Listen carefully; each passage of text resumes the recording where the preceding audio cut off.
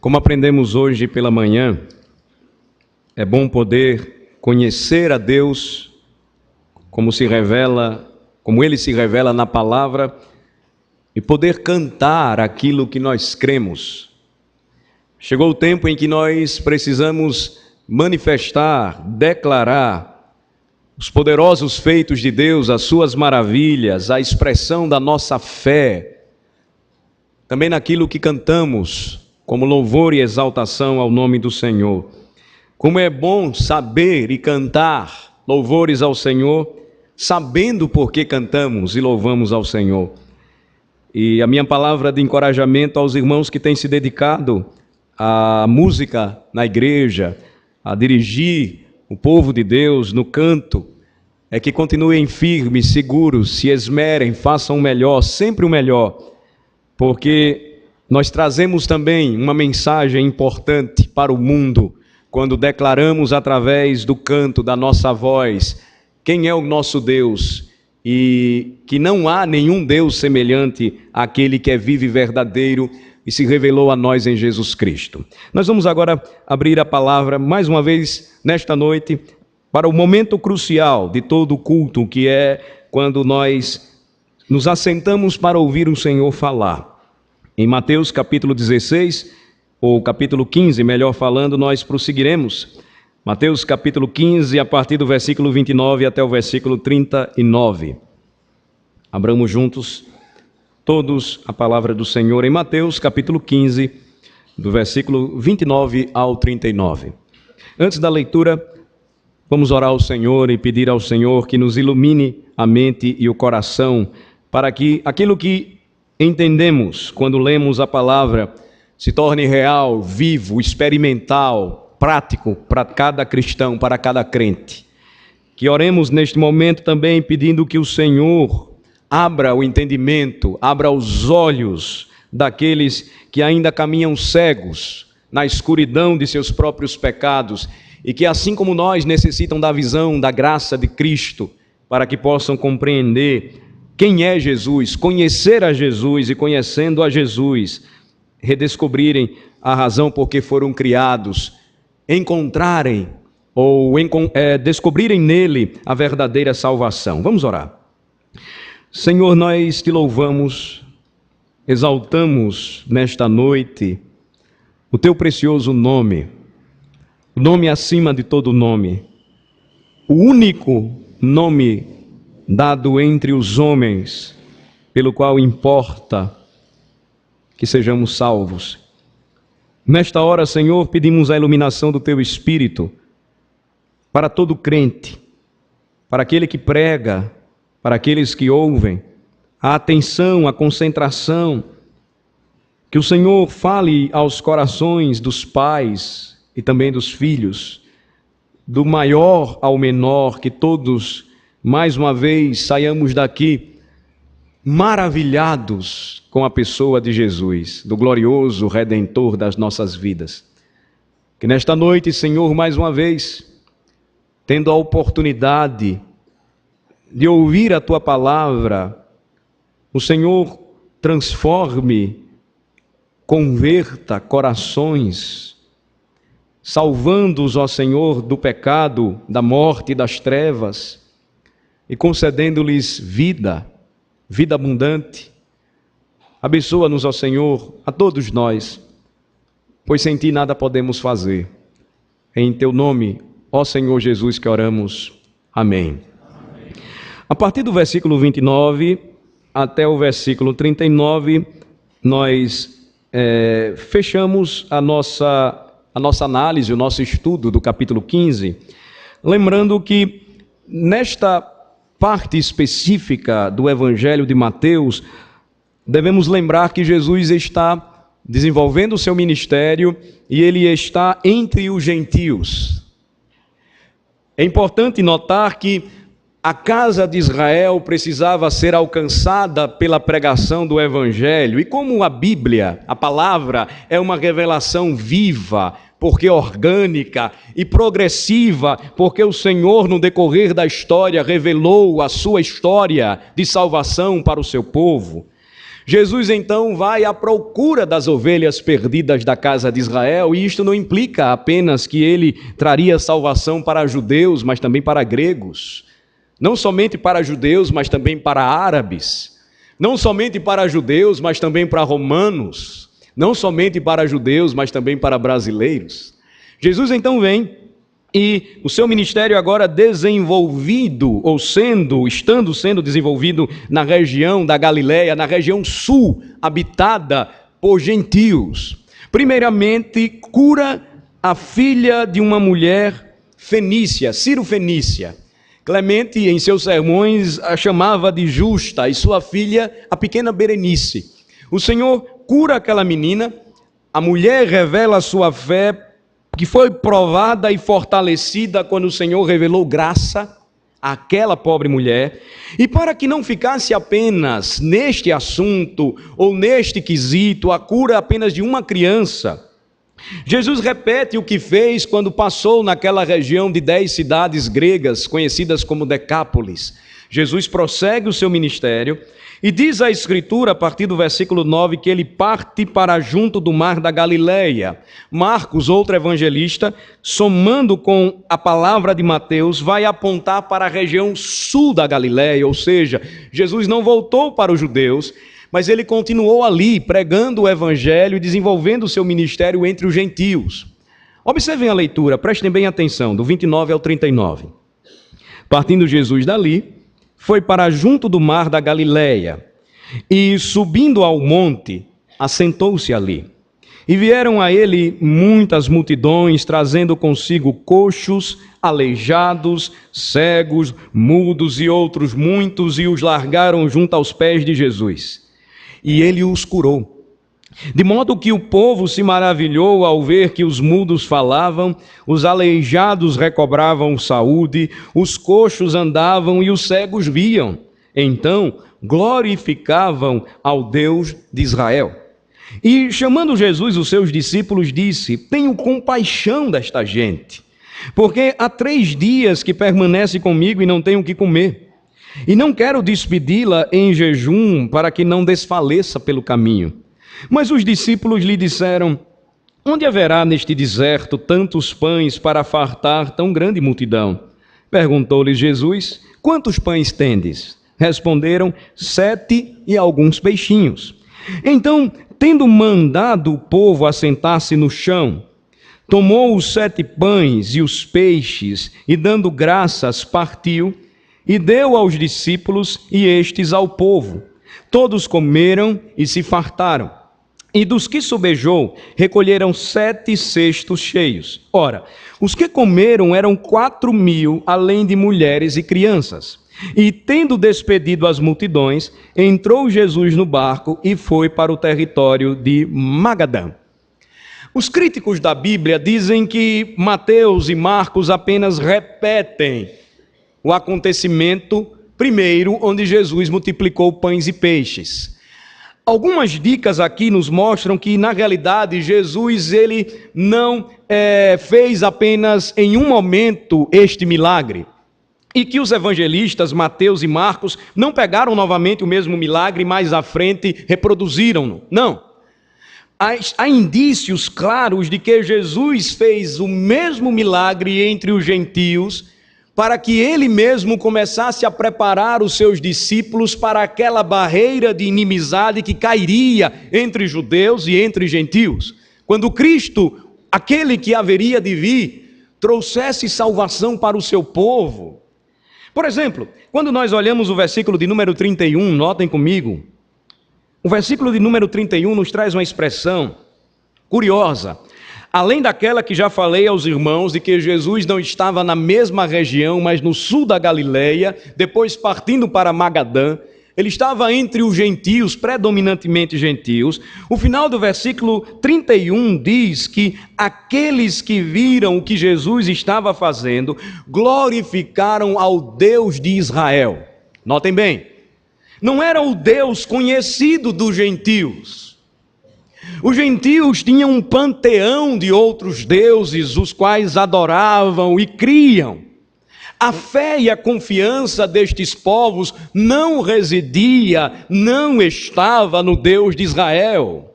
Contudo, Cristo, o Cristo prometido aos judeus, mas também aos gentios, pisou aquele chão.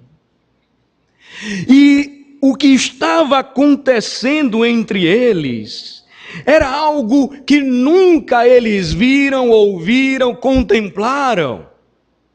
Notem comigo que no versículo 30 diz que quando Jesus voltou para a mesma região, ele já estava muito conhecido, vieram a ele muitas multidões e trouxeram a ele pessoas doentes, aleijados, coxos, mudos, cegos e outros muitos, mazelas diversas. E registra a Bíblia que eles foram largados junto aos pés de Jesus. Eles procuraram a Jesus. Eles foram ao encontro de Jesus. E a Escritura, de uma maneira muito simples, porém poderosa, diz: o que foi que Jesus fez? Ele os curou. O trabalho do nosso Cristo foi tão intenso que cobriu uma extensão pequena de 3 anos ministeriais, mas muito maior do que qualquer trabalho de qualquer ministro, mais poderoso do que qualquer homem, mais gracioso do que qualquer homem. Jesus, ele não somente pregava, ensinava, aconselhava, apacentava, mas tinha o poder de curá-los. Jesus não promovia reuniões para mostrar o seu poder, pelo contrário, ele fugia disso. Jesus não convidava: venha porque aqui o poder acontece, o milagre acontece, não. As multidões afluíam até Cristo, e chegando até ele, a semelhança do que fez com a justa Berenice, ou a justa Cirofenícia, curando a sua filha Berenice, Jesus não os mandou embora, Jesus os curou. E o resultado prático de tudo é o que nós lemos no versículo 31, eu convido vocês a lerem comigo. Jesus, ele recebe os pecadores, ele cura todos aqueles que foram largados aos seus pés, e notem, a ideia aqui é de muita gente, é gente demais.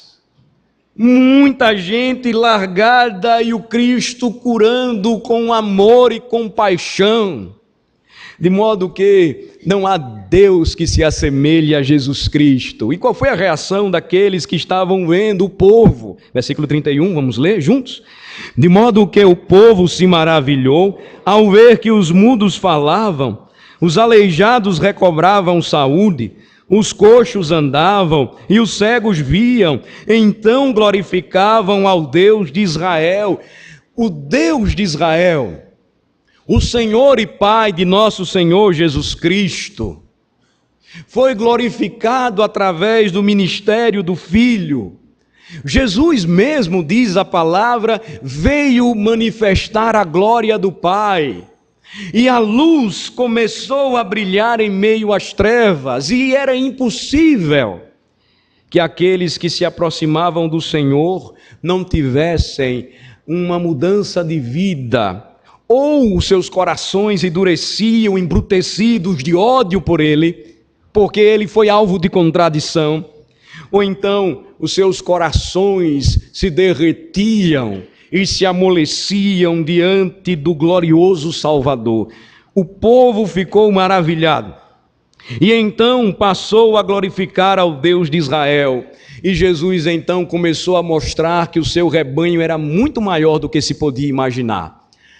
Nós vamos perceber que na leitura dos evangelhos, os discípulos eles demoram a entender que a nação ou o reino de Jesus Cristo seria muito maior, quebraria as portas e os muros de Jerusalém e se espalharia de maneira tal até chegar aos continentes. De forma que na continuidade da narrativa, o que é que nós notamos? A preocupação de Jesus com o seu rebanho. O bom pastor que veio dar a vida por suas ovelhas deveria dar o mesmo tratamento que deu aos judeus, porque ele uniria povos, e estes agora não fariam mais distinção de cor, de raça, de língua, mas seriam cristãos, de fato.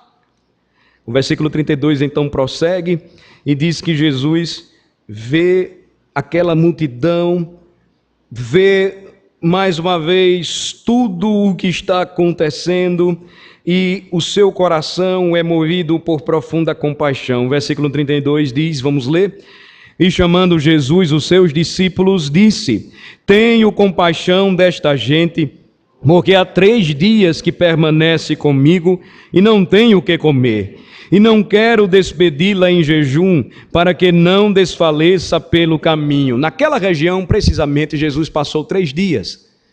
Nós sabemos disso porque, quando continuamos a leitura, nós vamos perceber que, após ter alimentado a multidão, para que eles pudessem voltar para suas casas, Jesus, então, ele novamente toma o barco e segue. Então, são 3 dias de trabalho intenso.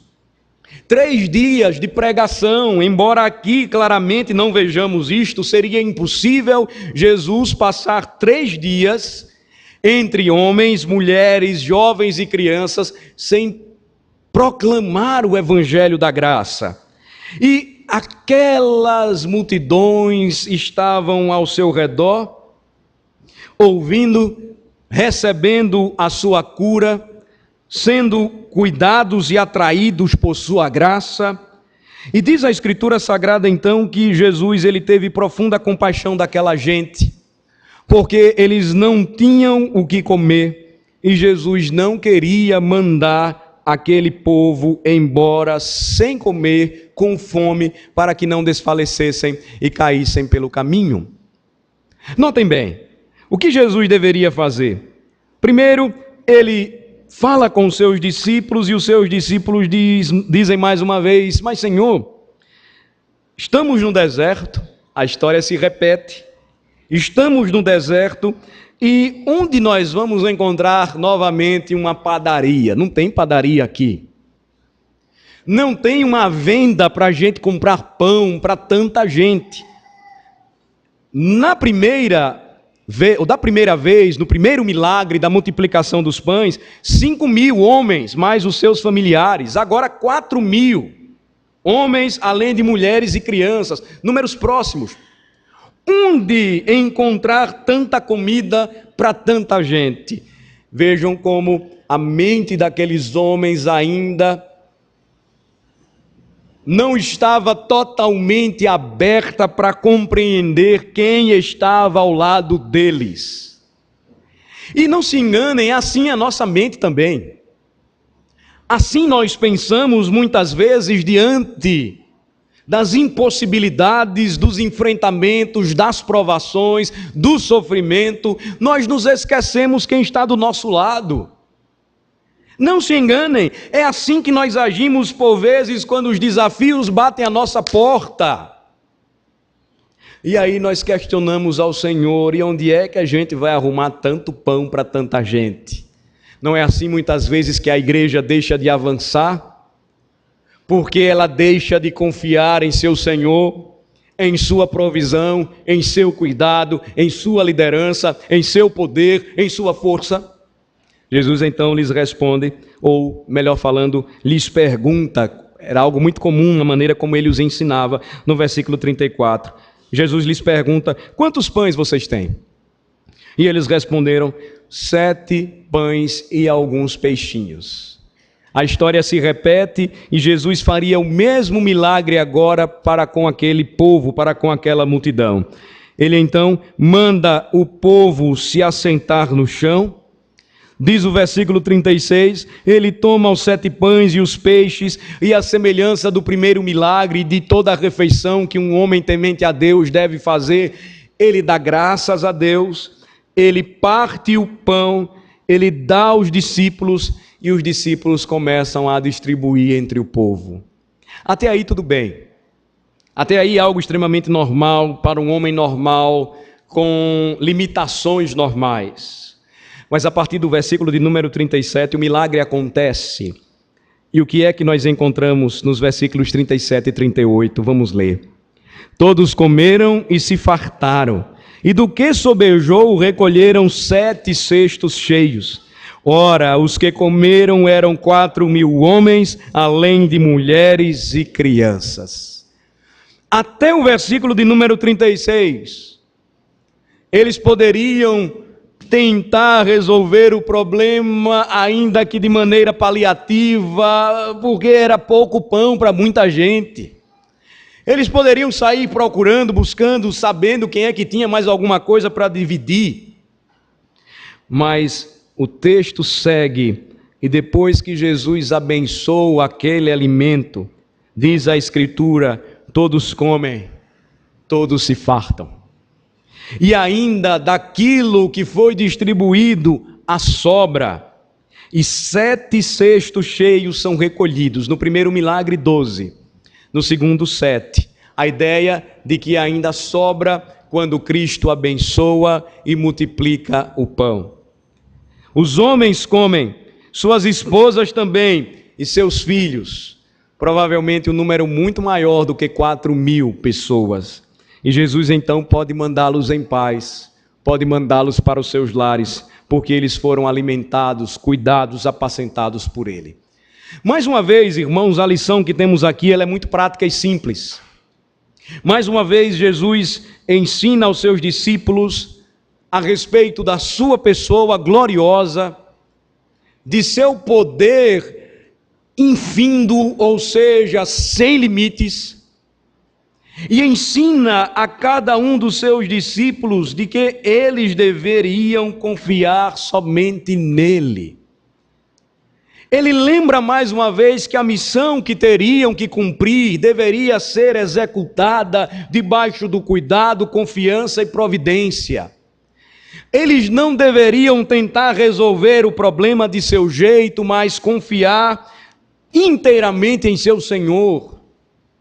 Mas além desta confiança na providência divina, outras lições podem ser extraídas nesta noite, e eu gostaria de trazer a principal delas. Todo o milagre realizado por Jesus não foi sem sentido.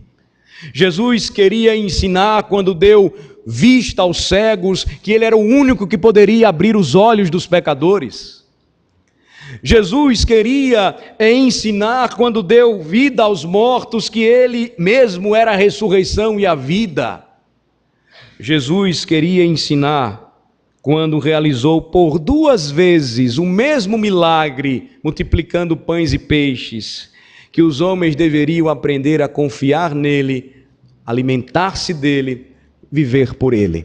Vamos voltar para o texto que lemos devocionalmente.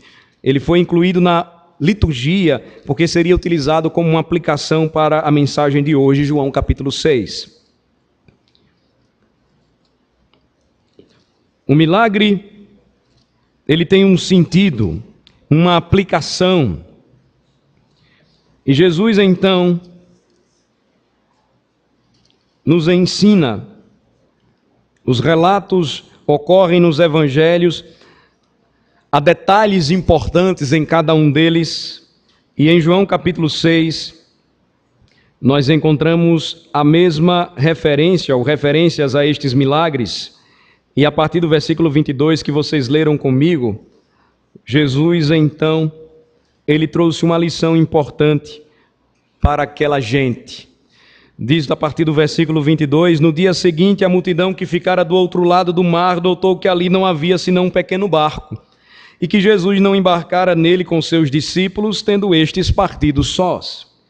Entretanto, outros barquinhos chegaram de Tiberíades, perto do lugar onde comeram pão, tendo o Senhor dado graças. Então, eles foram novamente à procura do Senhor. Quando, pois, viu a multidão que Jesus não estava ali, nem os seus discípulos, tomaram os barcos e partiram para Cafarnaum à procura dele. E tendo-o encontrado no outro lado do mar, lhe perguntaram: Mestre, quando chegaste aqui? Eles estavam bastante interessados. E Jesus, lembrando juntos não ficou calado durante aqueles dias. Jesus tinha algo para lhes ensinar. Jesus tinha aplicações importantes para trazer para aquele povo, como tem ainda hoje, aplicações para a nossa alma. E então, a partir do versículo 26, ele começa a dizer. Vamos ler o versículo 26. Respondeu-lhes Jesus: em verdade vos digo, vós me procurais, não porque vistes sinais, mas porque comestes dos pães e vos fartastes. Olhem só, Jesus, que conhece o coração dos homens, movido de compaixão por eles, preocupação com suas almas, com seus corpos, para que eles não voltassem para casa, caíssem e desfalecessem, os alimenta. Mas os homens voltam até Jesus e, na realidade, a motivação de seus corações era outra, senão aquela que desejava apenas a satisfação de seus desejos carnais. Notem que o que Jesus diz é verdadeiro, e ele diz isso solenemente. Em verdade vos digo, vocês estão me procurando não porque viram um milagre, mas vocês estão me procurando porque comeram e se fartaram. Ou seja, vocês acham que eu sou o padeiro eterno e que vou dar pão para vocês a vida toda. Vocês não entenderam o objetivo do milagre. E aí Jesus prossegue, vejam que lição gloriosa. Versículo 27, leiamos. Trabalhai não pela comida que perece, mas pela que subsiste para a vida eterna, a qual o Filho do Homem vos dará, porque Deus o Pai o confirmou com o seu selo. Jesus então diz, olha, em primeiro lugar, não trabalhem pela comida que perece, pela comida que se acaba, por aquilo que nós comemos e depois evacuamos, mas trabalhem por ela, aquela comida que subsiste para a vida eterna, a qual o Filho do Homem está prestes a dar para vocês, oferece para vocês, gratuitamente para vocês. E incontentes com o que ouviram, eles então afirmam, a partir do versículo 28, eles se dirigem, pois, a Jesus e perguntam: que faremos para realizar as obras de Deus? Jesus responde de uma maneira muito clara, irmãos, e prestem bem atenção no que nós devemos fazer. Vamos ler o versículo 29. Respondeu-lhes Jesus: a obra de Deus é esta, que creiais naquele que por ele foi enviado. O que devemos fazer para realizar a obra de Deus?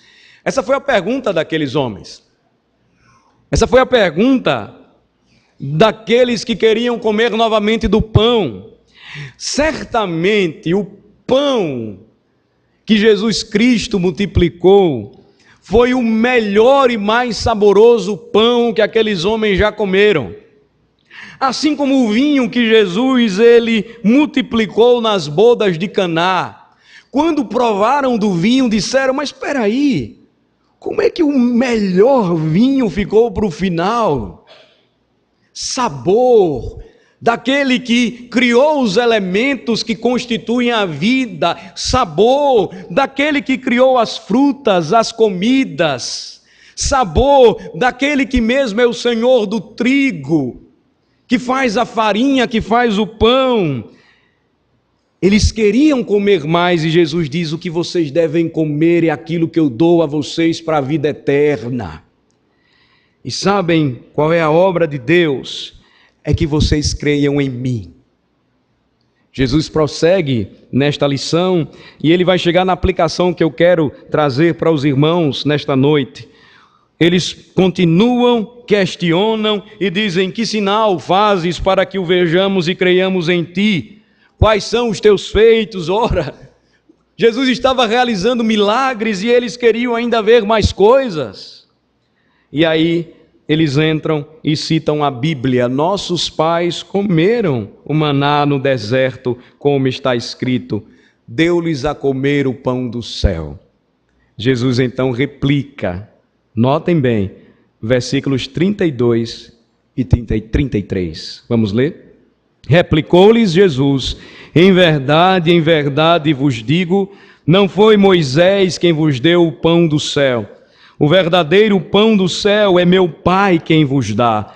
Porque o pão de Deus é o que desce do céu e dá vida ao mundo. Jesus está revelando-se como o verdadeiro alimento para a alma do homem.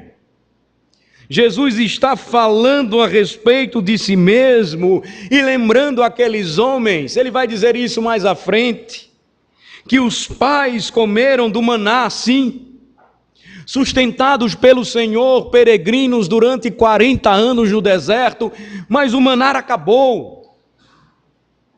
Mas agora, diante deles, estava o verdadeiro pão do céu.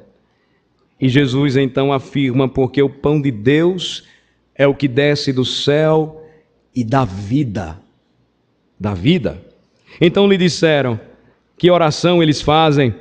Senhor, dá-nos sempre desse pão.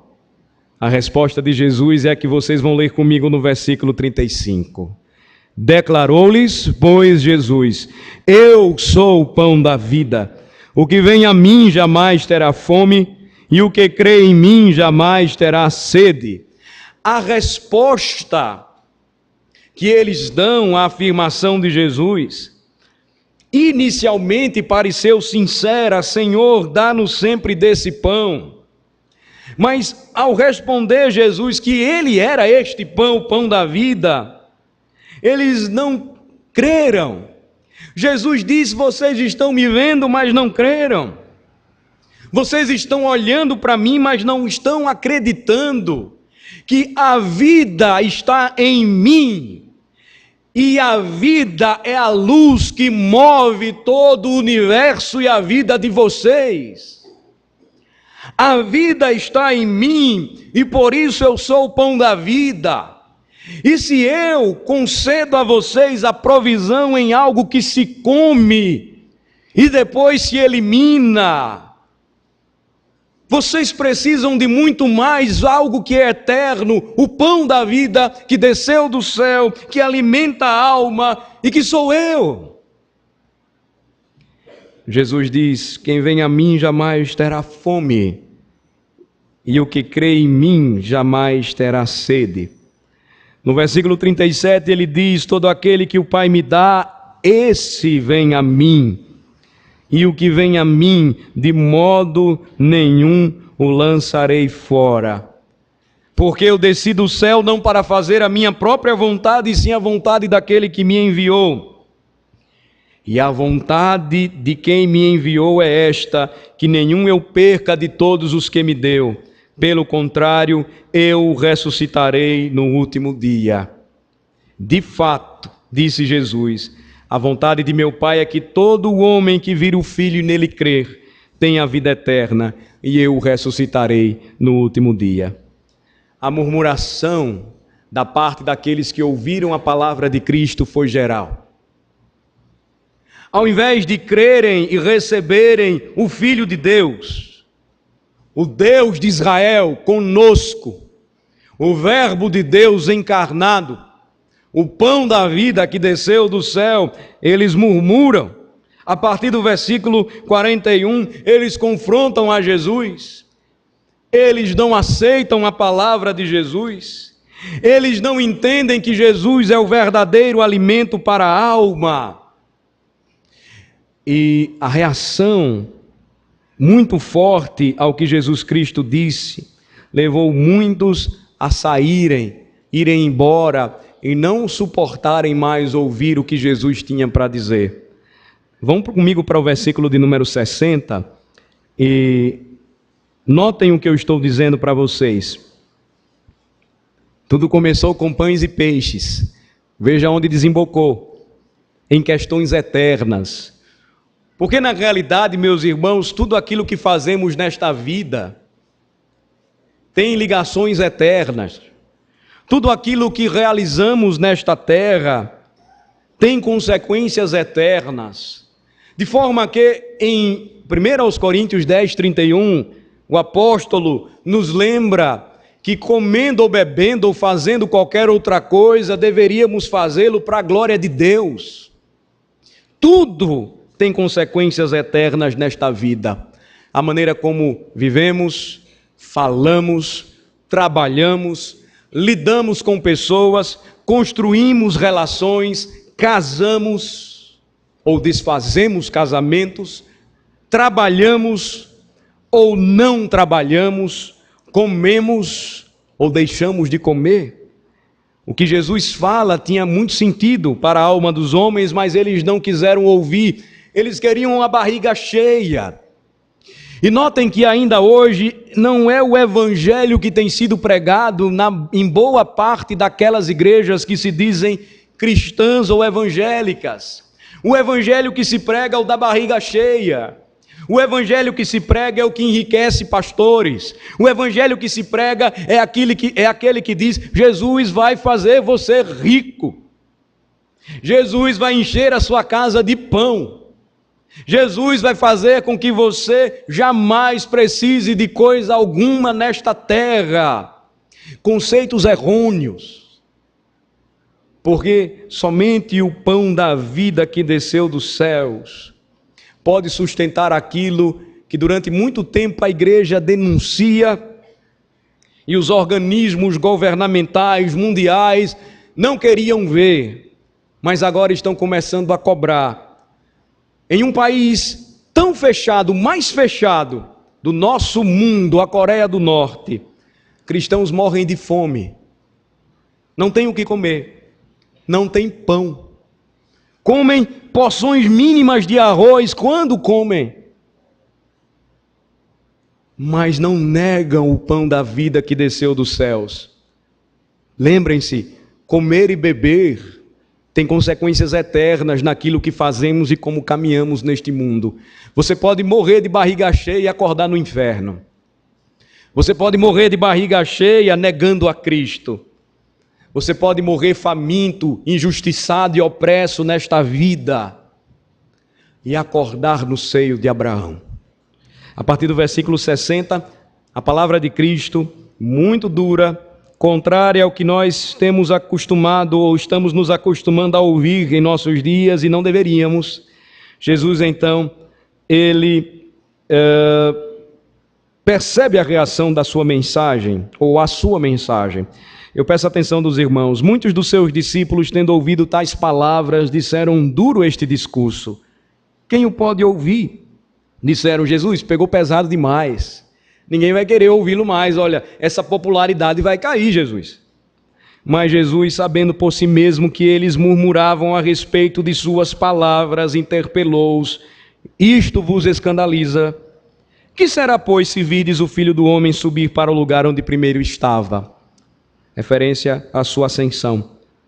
O Espírito é o que vivifica, a carne para nada aproveita. As palavras que vos tenho dito são espírito e são vida. Contudo, há descrentes entre vós.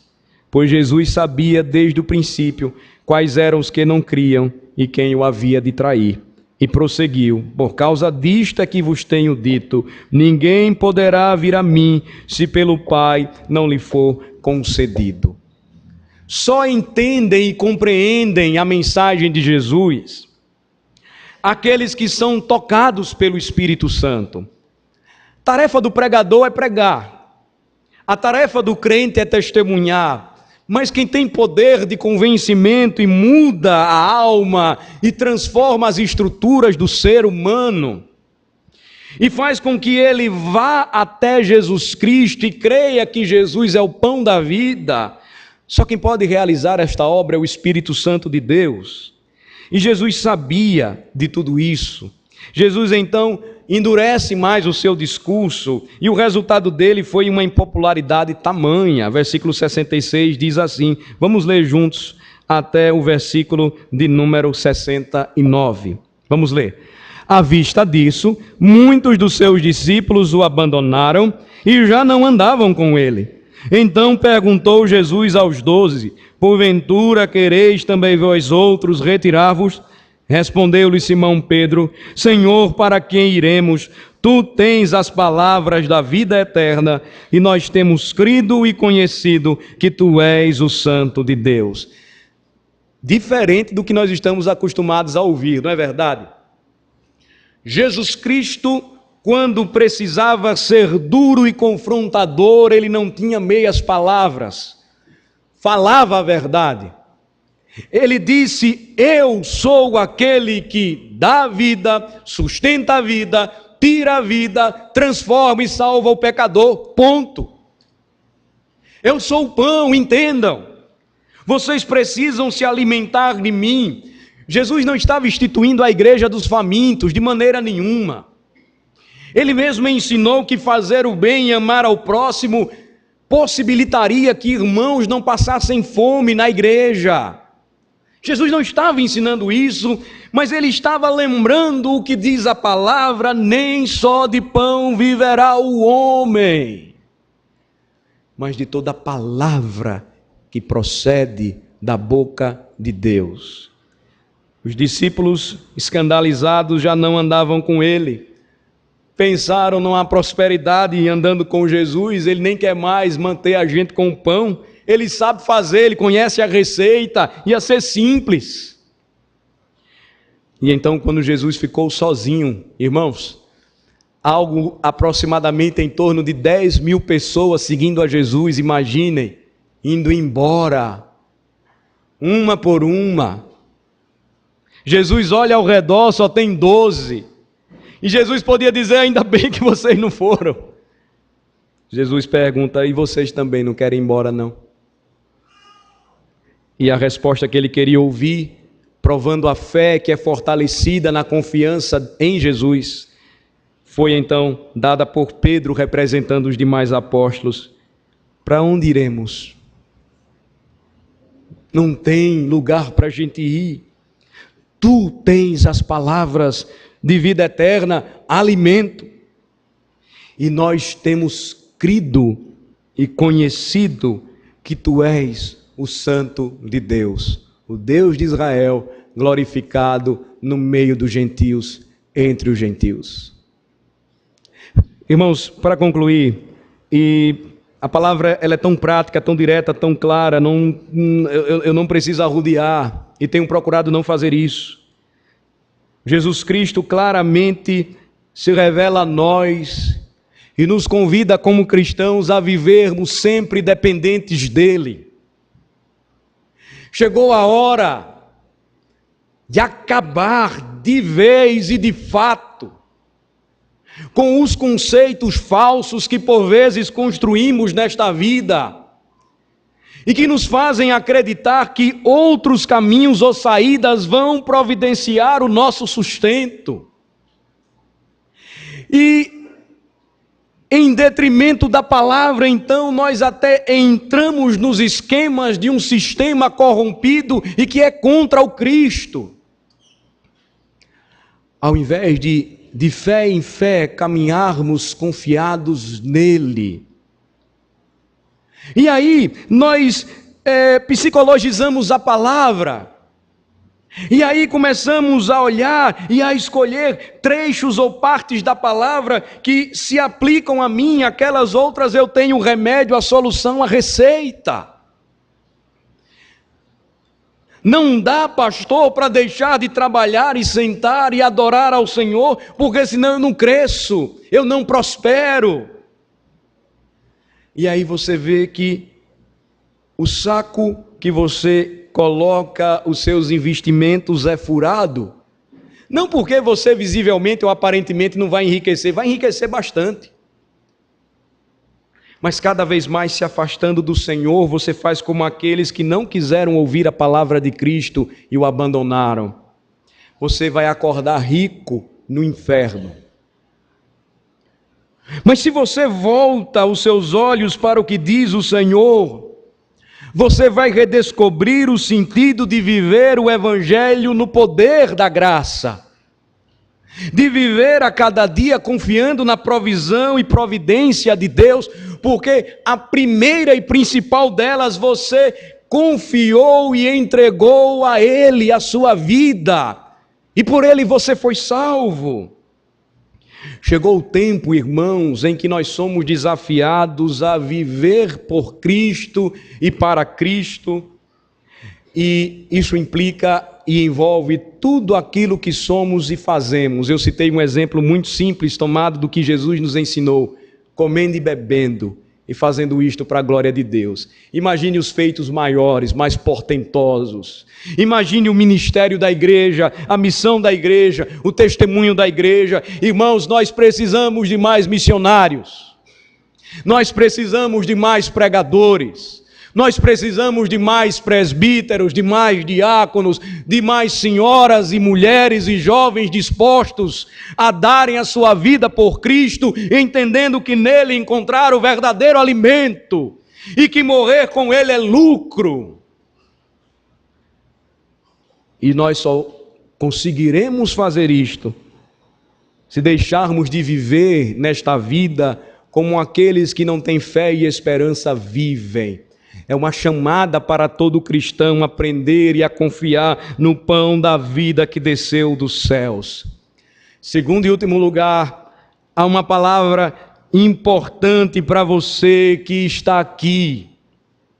Você não vai ser manipulado, você está com a Bíblia aberta. Você não está sendo manipulado, não tem um som aqui para mexer com as suas emoções, grave, agudo, luz clara, luz forte, não. É simples, de coração para coração, o olho no olho, falando e olhando para vocês. Se vocês não confiarem em Jesus, se vocês não crerem em Jesus, que Ele é o pão da vida que desceu dos céus, vocês morrerão fartos, mas do inferno. É a mensagem que é incorreta politicamente, mas é a mensagem que Cristo nos entregou e que devemos anunciar. É a mensagem do Cristo que nós louvamos e exaltamos. É a mensagem do Cristo que convida as famílias da fé a caminharem sempre com Ele e a confiarem inteiramente em sua graça maravilhosa.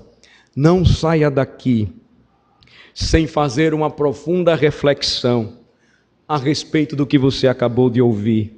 Sua vida vai mudar totalmente. Você não vai viver mais para você mesmo, você não vai viver para os outros, você não vai procurar encontrar a felicidade em qualquer outra coisa, comida, bebida, dinheiro, sucesso, pessoas. Você vai encontrar a verdadeira felicidade em Jesus Cristo, a plena satisfação para a sua alma nele. Você viverá para Ele, por Ele e por meio dele. Não saia daqui abandonando a Jesus como aqueles que andavam com Ele e depois passaram a não andar mais. Mas que a sua resposta seja semelhante àquela de Simão Pedro: para onde iremos, Senhor? Tu tens as palavras de vida eterna. E agora eu creio que Tu és o Cristo, que Tu és o Santo de Deus. Eu o conheço. Oremos ao Senhor. Te louvamos, ó Senhor, por Tua palavra, o momento da profecia, o momento onde Tu medias um encontro contigo através da proclamação do Evangelho, e onde o Teu povo mais uma vez é animado, consolado e desafiado a viver para o Teu louvor e glória. E onde aqueles que aqui estão conosco também são desafiados, uma vez que conhecem a Jesus, a crerem nele e serem salvos. É obra, Senhor, da Tua graça. Só Tu podes fazer com que o homem entenda, compreenda, tendo a sua mente e coração iluminados por Teu Espírito. De maneira que, ó Senhor, nós rogamos que a Tua palavra, que não volta vazia, produza os frutos eternos para a eternidade. Que o pão da vida que desceu do céu seja o alimento para a alma dos famintos. E que todo aquele que nele crê jamais tenha fome, jamais tenha sede, mas viva alimentado para todo sempre. Oramos em nome de Jesus. Amém.